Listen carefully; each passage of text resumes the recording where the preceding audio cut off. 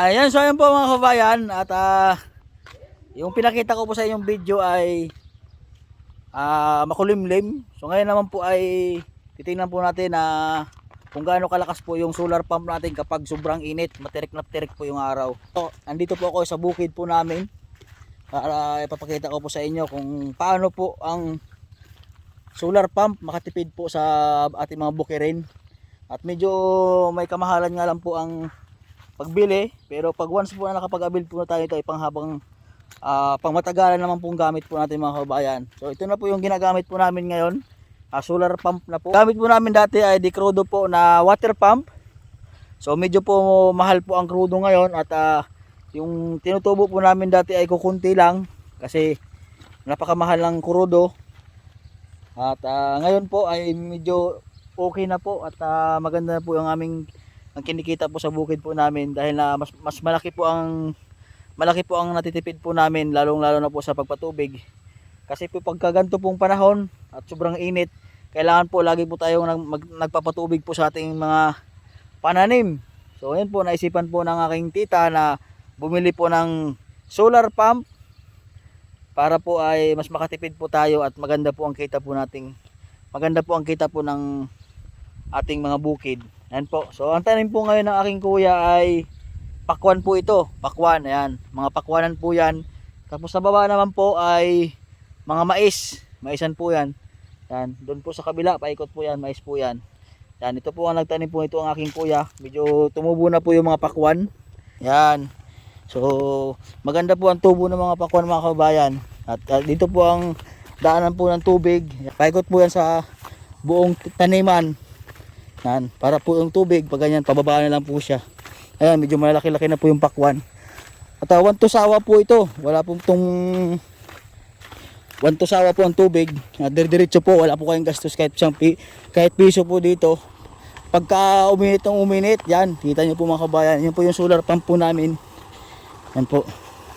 Napakalakas po ng tubig, oh. Napakaganda ng tubig mga kabayan. Tingnan nyo naman po. Sobrang lusog po ng aming mga pananim ngayon. Pakwan po at saka mais. Yan oh. Tuloy-tuloy po yung mga kabayan. Yan oh. Grabe oh. Solar pump po yan. Yan oh. Kita niyo po yan mga kabayan oh. Sobrang lakas po ng buga ng tubig oh. Grabe oh. Yan. Grabe ang buga ng tubig. Yan. Yan oh. Medyo ano siya, medyo kumilimlim oh. Tuloy-tuloy po rin po yung pag-agos ng tubig mga kabayan. Lalo na po mga kabayan, pagka sobrang tirik na tirik talaga yung oraw, grabe lakas po ng bugan yan. Ay, medyo ngayon nga po ay medyo maano pa. May part na nagkukulimlim siya. Pero tingnan niya po, tuloy-tuloy pa rin talaga ang pag-ano ng tubig. Yan, sobrang laki po ng panel niya mga kabayan. Yan o. Pag binibigyan po ng sobrang mainit, yan o, lumalakas bigla yung ano, yung tubig o. Grabe o. Sobrang mga kabayan, yan o. Yan, ganyan po kalaki yung panel po natin mga kabayan. So ito pong sa loob, balang ginawa po ni Kuya John ay yan, may ganito po siya. Ginawan po ng parang kulungan para po ay siyempre for safety na rin po, para hindi po manakaw. Ayan o. Yan po yung solar pump mga kabayan. So ito po yung ginagamit po namin dito dati ay nakalagay po dito dati ay makina. Yan o, makina yun dati. So ngayon po ay hindi na po, solar na yan. Ano? Yan po yung pinaka motor niya. Yan. So ito po, sobrang lakas ng tubig. Dire-diretso po yan mga kabayan. One to sawa po talaga, grabe nakakatuwa. Yan. Yan po yung mga taniman po namin oh. Oh. Ito po yung bukid po namin mga kabayan. Yan. Oh. Buti po ay naisipan po bumili ng ganito para po ano, makatipid at maganda po ang kita mga kabayan. Sa mga gusto niyo pong tuloy-tuloy po yung kita niyo, napakagandang kita mga kabayan. Yan, pwede po kayo mag-message po sa aking Facebook page, Master Ring Channel po, para makapag-avail po kayo ng solar pump po mga kabayan sa inyo, lalo na po pag yung lagi po kayo nagpapatubig sa inyong palayan o maisan, kung ano man po yung mga pananim niyo, gulay, lahat po, mga prutas na kailangan niyo pong pananim sa bukid. Ayan, mag solar pump na po kayo mga kabayan. Ayan, nakapakalaki po ng ano niya, ng panel. Ayun oh. Lawak ng panel niya mga kabayan oh. So yung panel po mga kabayan, kailangan lang po i-fix talaga ng maayos yan. Kasi siyempre po, lalo na pag nandito sa bukid, kailangan nakapik siya na hindi po siya manakaw. For safety po talaga ang ating ginagawa. Ayan, nakaipit po yan.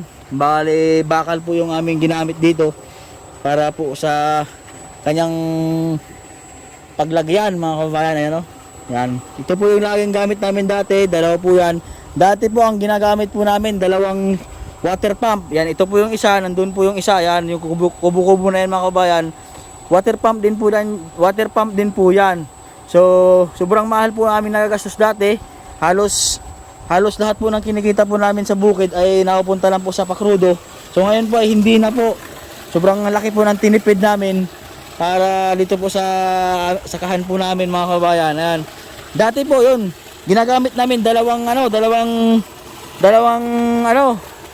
ang ginagamit namin dati ay dalawang water pump. So ngayon po isa na lang kasi dire-diretso yan.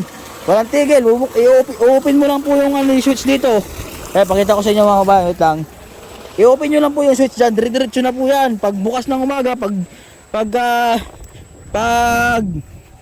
sinag po ng araw mga kabayan, dire-diretso na po yan. Hanggang maghapon na po yan. Ayan o. Yan. Wala po itong battery. So, dire-diretso po siya. Pwede rin po itong itap sa kuryente. Kung gusto niyo pong kahit gabi gamitin, pwede pong itap to sa kuryente mga kabayan. Yan. Siguro yun po yung nakakaalam dito. Sa mas lahat nakakaalam dito sa solar pump. So, blinag ko lang po para malaman nyo rin po kung ano yung sikreto nyo. Kung ano po yung sikreto namin sa bukid po namin. Kung paano makatipid at magandang kita po mga kabayan. Yan. Ano? Dito yan, oh. Dire-diretso po yan. Hindi mo na po mabantayan.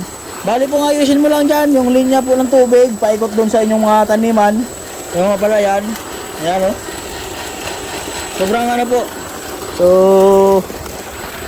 yan. Ito po ang kaunahan sa Sablayan, sa buong Occidental po, Mindoro. Ayan, kami po nagkaroon po ng kauna-unahang solar pump. Pero po ngayon po ay meron na po marami na po nagme-message at gusto magpakabit po ng solar pump. At meron na po silang nakabit sa paluan po mga kabayan. Sila kuya ko at sila kuya John. Mayroon na po silang na-install na isang solar pump. Ayan. So nakita niya po kung gaano po kaganda yung solar pump. Napakaganda at natuwa naman po yung ating kliyente mga kabayan. Ayan. Ito po yung mga pananim. Yan. Mga pakwan po. Ang bilis pong lumaki. Yan o. At saka ano siya, yung buhay na buhay yung mga pananim kasi dire-diretso po yung patubig. Walang tigil mga kabayan. Yan, ay, yung kabila naman po ay maisaan. Yan. Ayan. So yun po mga kabayan, dito na lang po yung vlog ko. Pinakita ko lang po sa inyo yung kunting share po sa aming bukid dito sa Sablayan. So yun po mga kabayan, dito na lang po yung vlog ko. Pinakita ko lang po sa inyo yung para ma-share ko rin po sa inyo na makatulong din sa lalong-lalo na sa mga magsasaka para magkatipid, magkaroon po kayo ng idea sa inyong mga bukid kung paano kumita po ng malaki. Yan. So kailangan lang po natin siyempre sa ating mga bukid mag-invest po tayo para mag-invest po tayo ng maganda para panghabang buhay ay magkikita po tayo ng maayos at malaki. Mag solar pump na po kayo. Yan.